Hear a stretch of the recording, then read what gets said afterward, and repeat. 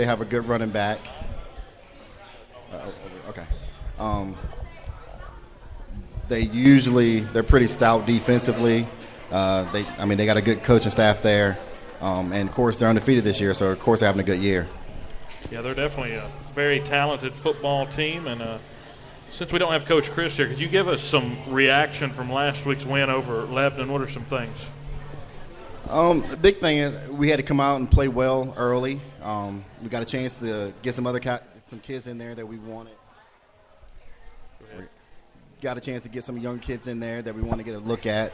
I think the biggest takeaway from last Friday was, of course, the game before that. You guys didn't want to talk about it, but our kids, they owned that loss. You know, they came in and they knew that they played. They didn't play as well as we wanted them to, and they were ready to get back on the field, and they showed it Friday. So that's the biggest thing. Usually when you get a bad loss like that, it kind of lingers with you. And the kids, they owned it. They was ready to get back out there, and they proved that Friday.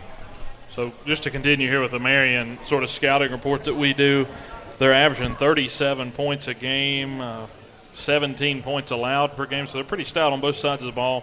8-0 for the first time since 1987. Their head coach, Joey Carroll's been there for 7 years, and he's had the Hurricanes playing good of late. They've won 14 of their last 19 ball games, so they've been pretty hot after a really rough year a couple of years ago, only winning one game. So this is a Marion team likes to play out of the spread offense, which is similar to what we run, operating out of the shotgun and pistol, and they really love to try to get the ball to the outside with Ford, and you can't blame him because he's ran for over 1,200 yards this year. Defensively, they'll play a base 3-4.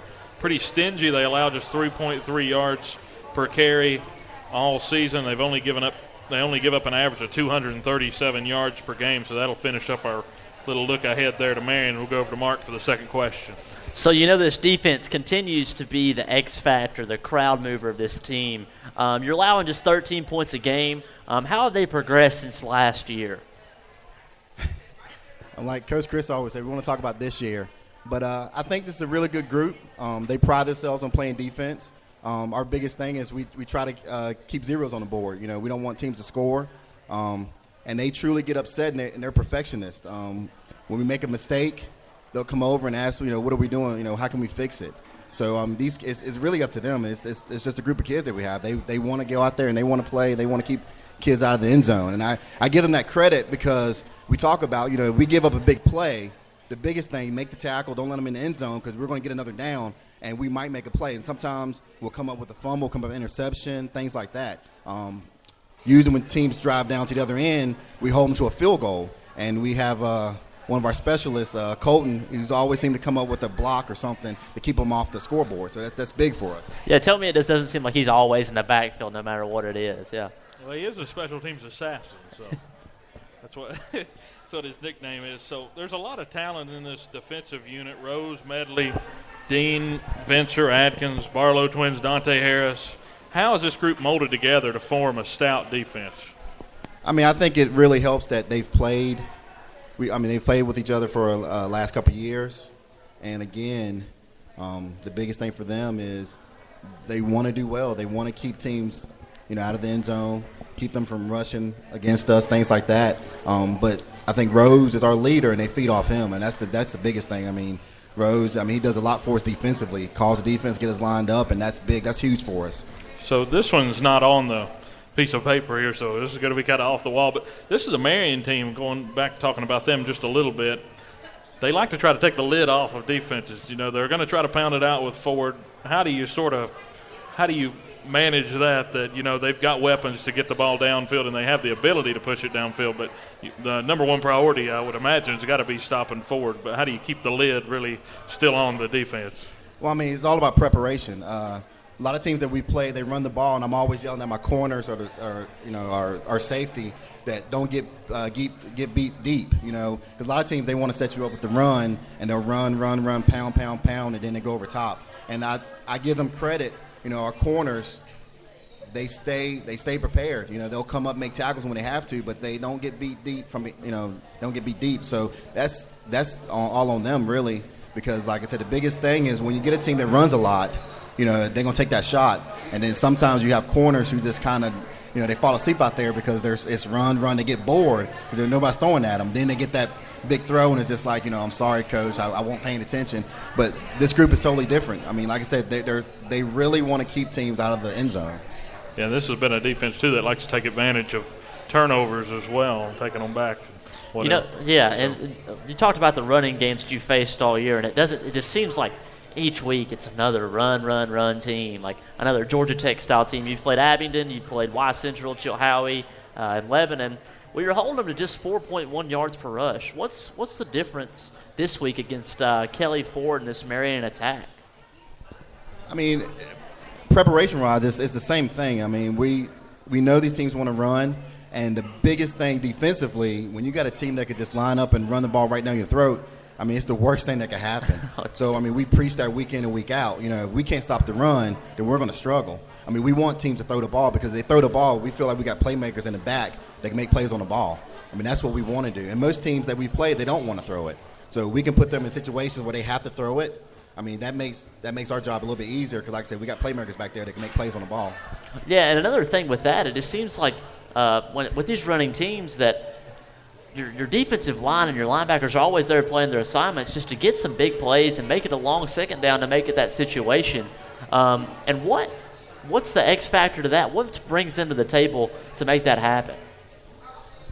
I mean, I think the biggest thing with our defensive front is we got some kids up there who take upon themselves that they want to get in the backfield. They want to stop the run.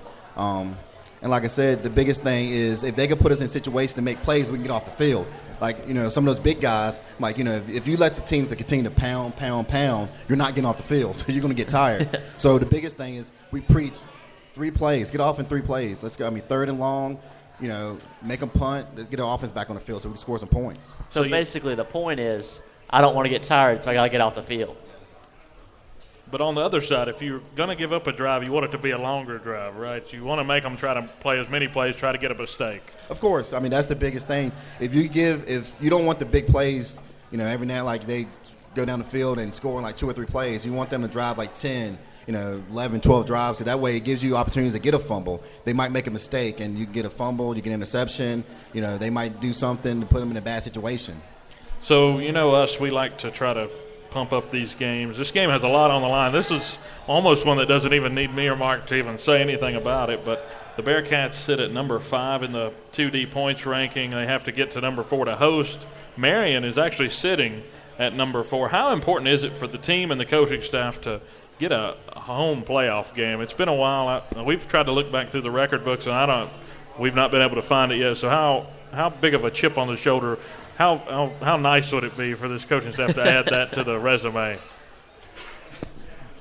I mean, I'll be honest. It would be nice. I think it would be huge for our fan base, for the family, friends and stuff to come out and support us, the student body to be out there. I think, town of Bristol really deserves, a home playoff game. But to be honest with you, we don't take that into consideration. I mean, our goal week in and week out is to win the ball game. So if it means we'll get a home playoff game, that's great. I'm not going to lie and say that we don't know that. But our goal is to win every game, win each week. So it'd be huge. But like I said, it'd be huge for our fan base, family, friends. But our ultimate goal is we want to continue to play week in and week out. So, I mean, on this show, we talk a lot about the offense. We have a lot of offensive guys show up weekly, and they love it here. Give any defense love. Hey, well, here we are today. What's different from the defensive preparation, and how much film do you guys watch? We hear from them each week. Let's hear how you guys do it each week. I mean, I think the biggest thing is defensively. I don't think we stop watching film. I know we'll come back. I know Coach Chris mentioned we'll come back after game Friday and watch ourselves, and we'll watch and see what we did wrong and see where we're going to make improvements. And then if we have film on the other team, we'll go ahead and start watching them, breaking them down a little bit, come up with ideas. But I know Saturday, I mean, I'm constantly on the iPad, on my phone, on the computer, watching film when I can. But the biggest thing is defensively, I mean, you have to react to everything they do. And so what you don't want to happen on Friday is they come out there in some formation that you didn't see, that you didn't know they ran. And, you go back and you watch film and well, they ran that like 10 times.